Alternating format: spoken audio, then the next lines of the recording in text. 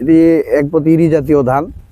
এই ধানটা উনি একজন বিয়ে দিয়েছিল, আমাদের এলাকার না, জি, হয়তো উনি এখানে আসছে যে একটা নতুন বীজ তৈরি করবে। আচ্ছা, আর এটা ফলন ভালো, কিন্তু এই জন্য উনি করছে। এটা ওনার বহুত ব্যয়বহুল হয়েছে।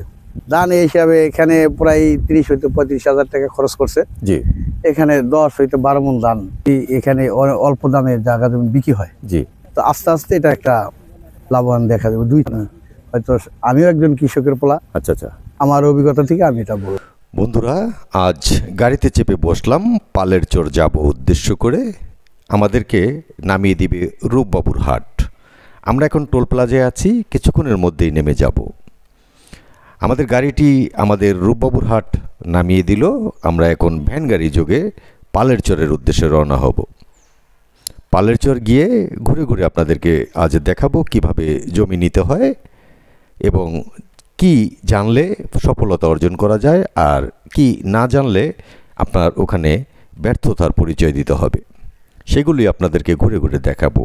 আমাদের ভ্যান গাড়িটি চলে আমরা পালের চরে এসে পড়লাম। এই দৃশ্যগুলো দেখতে পারবেন পালের চর ঘাটে আসলে। আমরা এই ট্রলারে করে চলে যাব, আপনারা আমাদের পাশেই থাকুন।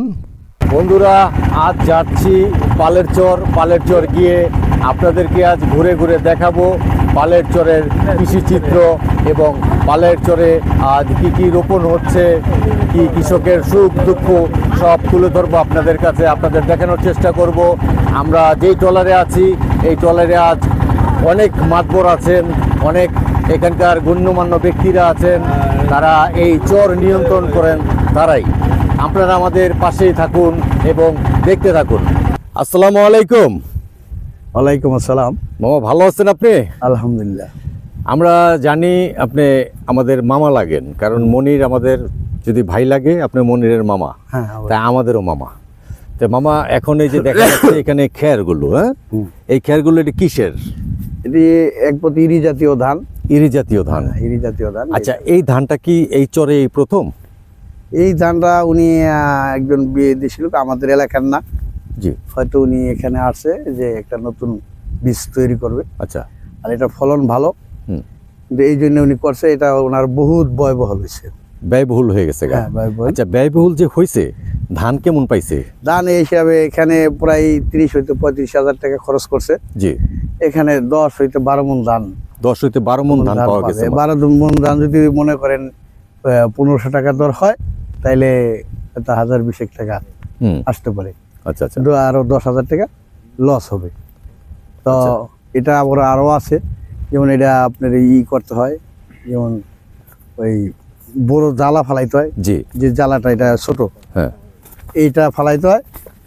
এটা ফালানোর পর বড় হবে, 21 দিনের মাথায় আবার ফিরে লাগাইতে হয়। এটা আরো ব্যয়বহুল হয়েছে। তো আমি মোটামুটি ভাবে বললাম যে এটা 30 হইতে 35,000 টাকা খরচ হয়েছে, কিন্তু সেই 1020 টাকা আর কি বেচতে পারবো, বিক্রি করতে পারবো, এটা আমার ধারণা। আচ্ছা।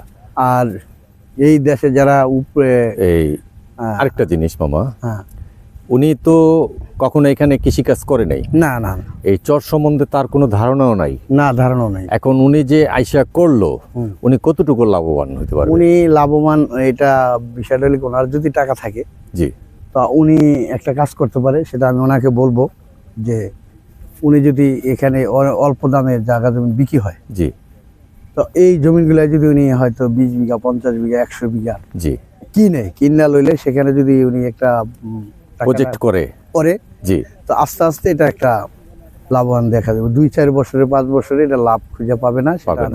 হয়তো আমিও একজন কৃষকের পোলা। আচ্ছা, আচ্ছা। আমার অভিজ্ঞতা থেকে আমি এটা বললাম। আচ্ছা, আরেকটা জিনিস মামা, দাম কিরকম দামে বিক্রি হয় এখানে? ধান বিঘা প্রতি না, ওই জমি হয়তো 80,000 হইতে 1 লক্ষ, 1.5 লক্ষ, 2 লক্ষ, 2.5 লক্ষ টাকা পর্যন্ত বিঘা পাওয়া যায়। আচ্ছা, এরকম কি 3 কাগজের জমি পাওয়া যায়? 3 কাগজের জমি পাওয়া যায়। রেজিস্ট্রি হয়? হ্যাঁ, রেজিস্ট্রি হয়। আচ্ছা, উনি কিনা যদি নেয়, তখন যদি ফসল করে, সেটা উনি লাভবান হতে পারবে।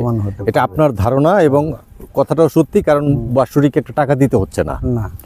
উনি লস হোক লাভ হোক, কিন্তু বাৎসরিক টাকাটা যাবে না। যে ওনার যে জমিটা, এটা তো থাকে। জি। আর এই যে মামা, বাইরের থেকে যে আসছে যারা, এখন তারা কি আসলে লাভবান হতে পারবে?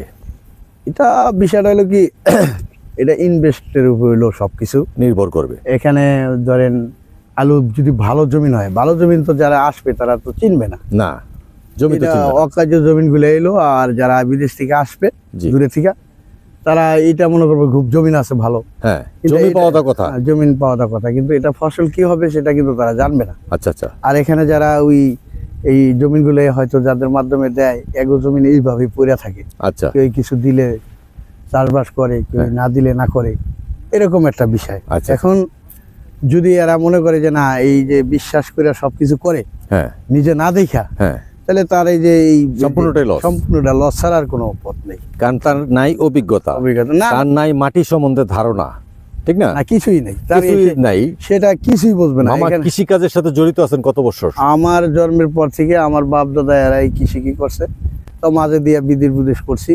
আচ্ছা, এখন আমাদের এই নদীতে এই ভাঙিয়ে গেছে জায়গা জমিন, তারপরেও কিছু আছে, হ্যাঁ, আর কিছু আমরা সাবেকে যা বাড়ি করছি, 4-5টা ভাঙ্গা দিছি। আচ্ছা আচ্ছা, তা আমরা এই নদীতে ভাঙ্গা মানুষ, আমরা চাষবাস এইগুলাই পূর্বে থেকেই করে রাখছি, এই করি।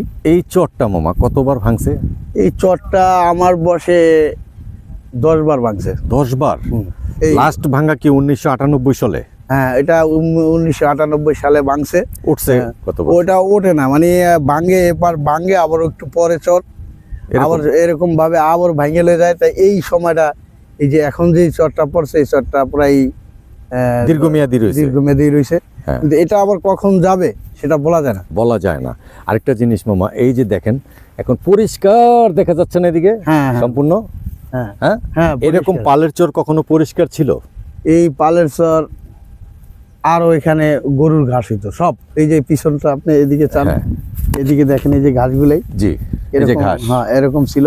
হ্যাঁ, এইগুলাই যাদের ক্ষেত খোলা তারাও পরিষ্কার করছে, হুম, আর যারা ওই যে বাইরে থেকে আসছে আয়া 1-2 বছর কইরা হুম। আবার চলে গেছে। হ্যাঁ সেটাই বলছি যে এমনি তো পরিষ্কার ছিল না এত।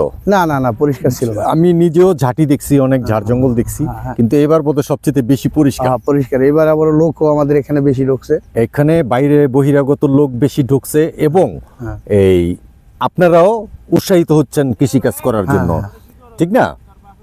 এটাই তো। হ্যাঁ এটাই। আর এই যে বাইরের থেকে এসে যে ওইদিকে দেখা যাচ্ছে, হ্যাঁ হ্যাঁ ওইদিকে একটা প্রজেক্ট করছে বিশাল বড়, হ্যাঁ। এই ঘোড়া আনছে, তারপরে কুকুর আনছে, হ্যাঁ বিভিন্ন ধরনের জিনিস আনছে। আসলে তারা তো এই দেশে থাকে না, এই দেশে এই জানে না। বিষয়টা ওখানে আমি নাকি উনি দেখলাম ওনার সাথে মামা একটুখানি ওখানে দেখলাম বালু মাটি। এখন ওই বালু মাটিতে কি ফসল ফলাইতে পারবো? ওই বালু মাটিতে ফসল ফলাইতে পারবে, কিন্তু 2-4-5 বছরে অপেক্ষা করতে হবে। অপেক্ষা করতে। আচ্ছা আর আচ্ছা, ওইটা ব্যাপারটা হয়েছে, আমার একটু বোঝেন, আমি বুঝাই। ওই বালু মাটি এক সময় মাটি হবে, কিন্তু মাটি হবে যে তার আগে যদি বেশি পানি হয় হ্যাঁ তাহলে আবার তো বালু পড়ছে, আবার বালু পড়বেই। পড়বে। এটা পদ্মা নদী। এখন উনি যেভাবে বলছে যে আমি এটার মাটি তৈরি করবো, কিন্তু ওদের সাথে একটা এগ্রিমেন্ট হতে হবে দীর্ঘমেয়াদী 5 বছর 10 বছর 10 বছর 20 বছর। জি, আমি মাটি তৈরি করলাম তখন আমি থাকতে তখন পারলাম উনি না। ভালো হইলো, আরেকজনের পছন্দ হয়ে গেল, জি জি জি বাস জি। উনি তখন আর কিছু করে না। আর এই জন্যই বলছিলাম যে জমি যদি ওখান দিয়া কিনে আনলে হয়, হ্যাঁ, তাহলে ওনার জমি ওনার থাকবে, কেউ আর ঢুকতে পারবে না। ঢুকতে পারবে না, তাহলে রেস্টিরই হয়। হ্যাঁ। আচ্ছা, আরেকটা জিনিস, এখানে এবার পেঁয়াজ রসুন কেমন বোনা হয়েছে?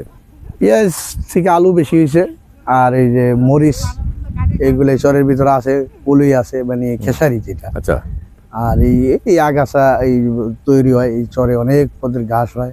হ্যাঁ, এখন এই আচ্ছা, এই বহিরাগত এরা আসাতে মামা এখানকার কৃষকদের কি কি ক্ষতি হয়েছে? এখানকার কৃষকদের ক্ষতি হয় নাই, এখানে লাভ আছে। লাভ হয়েছিল আপনার এই যারা খেতে খাটা মানুষ, হ্যাঁ, প্রতিদিন কাজকর্ম করে, ওদের একটা ভালো একটা উৎপন্ন হয়েছে, কর্মসংস্থান হয়েছে। কর্মসংস্থান ভালো হয়েছে।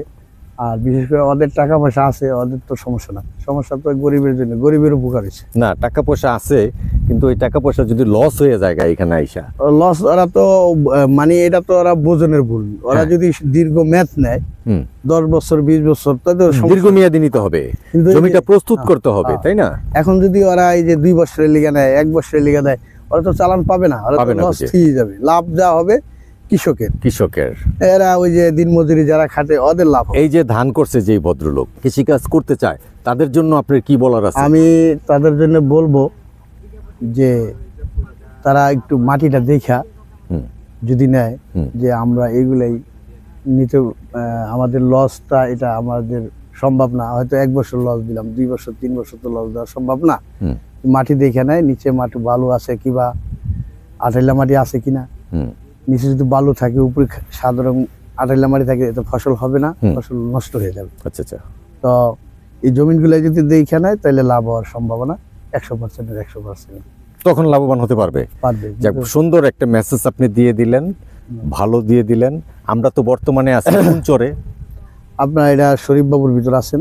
সৌরভ বাবু। হ্যাঁ তার মানে শরীয়তপুর জাজিরা হ্যাঁ শরীফ বাবুর ভিতর। সৌরভ বাবুর চর নাকি? হ্যাঁ, হ্যাঁ, জাজিরা। এটা মুজাটাও কি সৌরভ বাবু মুজা? এটা শরীফ বাবু, এটার সাথে আছে চল্লহজং, হ্যাঁ। পিপরাদি, তারপরে বরদিয়া, তারপরে আপনার এই রামনীল, তারপরে দিয়াগাঁও, হ্যাঁ। বরদিয়া। কয়টা চর নিয়া এটা মুজা প্রায় নিয়া? 12টার মতো মুজা আছে। 12টা মুজা নিয়া। কত একর জমি আছে এখানে এটা জানেন? মুজায় তো অত বলা যাবে না, তবে অন্তত পক্ষে 10,000 বিঘা জমি, 10,000 বিঘা কানি জমি 10,000 বিঘা জমি আছে এখানে। আছে। এটা মানে আপনার ধারণা কারণ আরো বেশি হবে, তাই বেশি হতে পারে।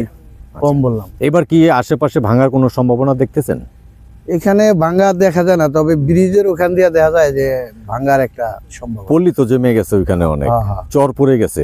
এখন নদীটা যদি কি এদিকে আপনাদের এদিক দিয়ে আসা এদিকে শুরু এটা করবে? চরের, এটা বোঝা যায় না, চরের এই বছর কাঁড়ালের গতি যেখানে থাকে ওদিকে নদীটা। ওদিকে নদী ভাঙবে। তাই ঠিক যে আছে, ভালো থাকেন, সুস্থ থাকেন। কোনো সময় প্রয়োজন হয় তা আমাদের বাড়ি এখানেই পালেশ্বর বাজারের সাথে, জি, হয়তো কোনো কিছু বলার থাকলে তখন আমার সাথে যোগাযোগ করেন। ইনশাল্লাহ ইনশাল্লাহ। ভালো থাকবেন। আলহামদুলিল্লাহ। মামার নামটা যদি একটু বলে দেন। আমার নাম আবুল কালাম হালাদার, আমাদের পালেশ্বর বাজারেই, বাড়ি বাজারের সাথেই বাড়ি, 5 নং ওয়ার্ড। আমাদের নাম আবুল কালাম হালাদার, আমাদের হালাদার বংশ, গ্রাম হালাদার। আপনার নাম্বারটা চাইলে কি আমি কাউকে দিতে পারি? আমার নাম্বারটা, হ্যাঁ নাম্বারটা চাইলে তো অবশ্যই। আচ্ছা, আমি আপনার নাম্বারটা আমি স্ক্রিনে দিয়ে দিব। তাই আপনি নাম্বারটা আমি পরে নেন, আমি এক্ষুনি আচ্ছা, ভালো থাকেন, সুস্থ থাকেন, শান্তিতে থাকেন। আসসালামু আলাইকুম। আলহামদুলিল্লাহ, দোয়া করবেন, ইনশাল্লাহ ভালো থাকবেন।